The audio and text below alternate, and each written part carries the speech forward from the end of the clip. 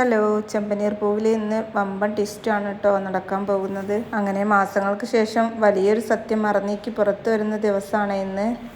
തൻ്റെ കാറിൽ ഇത്രയും ദിവസം യാത്ര ചെയ്ത മേഡം നീലിമയാണെന്ന സത്യം തിരിച്ചറിഞ്ഞ സച്ചി നല്ല ദേഷ്യത്തിലാണ് കേട്ടോ നീലിമയെ കാണാൻ വീട്ടിലേക്ക് വരുന്നത്. അതുവരെ മേഡം എന്ന് വിളിച്ച് നടന്ന സച്ചി പെട്ടെന്ന് എടി നീലിമേ എന്നൊക്കെ വിളിച്ച് നല്ല ദേഷ്യത്തിൽ ചൂടാവുന്ന ഇത് കണ്ടപ്പം, സച്ചിയുടെ പെരുമാറ്റമൊക്കെ കണ്ടപ്പം നീലിമയ്ക്ക് നല്ല ദേഷ്യം വരികയാണ്. താനെന്താ ഇങ്ങനെയൊക്കെ പെരുമാറുന്നത്? തനിക്ക് ഓവർ സ്വാതന്ത്ര്യം തന്ന് എന്നെ പറഞ്ഞാൽ മതിയല്ലോ എന്നൊക്കെ സച്ചിയുടെ അടുത്ത് ചൂടായി ചോദിക്കുകയാണ്. അന്നേരം സച്ചി പറയുന്നുണ്ട്, നിൻ്റെ മുന്നിൽ കാണുന്ന ഡ്രൈവർ സച്ചിയല്ല ഇപ്പോൾ നീ കാണുന്നത്. എൻ്റെ അച്ഛനെ ചതിച്ച് 50 ലക്ഷം തട്ടിയെടുത്ത നീലിമയെ ചോദ്യം ചെയ്യാൻ വന്ന സച്ചിയാണ് നിൻ്റെ മുന്നിൽ നിൽക്കുന്നത്. മറ്റൊരാളെ ചതിച്ച് നടക്കുന്നവരോട് ക്ഷമിക്കാൻ ഈ സച്ചിക്ക് ഒരിക്കലും പറ്റില്ല.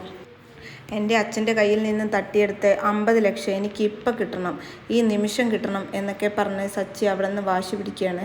എന്നാൽ അവിടെ വെച്ച് സച്ചി നീലിമയിൽ നിന്നും തൻ്റെ ഏട്ടന് 50 ലക്ഷം മാസങ്ങൾക്ക് മുമ്പ് കൊടുത്ത കാര്യവും അതുപോലെ അതിന് സാക്ഷിയായി ഒപ്പിട്ടത് സച്ചിയാണെന്നുള്ള കാര്യവും എല്ലാ സത്യങ്ങളും സച്ചി അവിടെ നിന്നും മനസ്സിലാക്കുകയാണ്.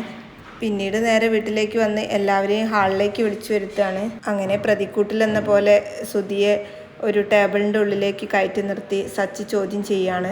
ആ സമയത്ത് എല്ലാവരും സത്യങ്ങൾ തിരിച്ചറിയാണ്. എന്നാലോ സുധിയും ശ്രുതിയും ആ സത്യം ഒരിക്കലും അവരെ അംഗീകരിക്കാൻ തയ്യാറാവുന്നില്ല. സച്ചി കള്ളം പറയാണ്.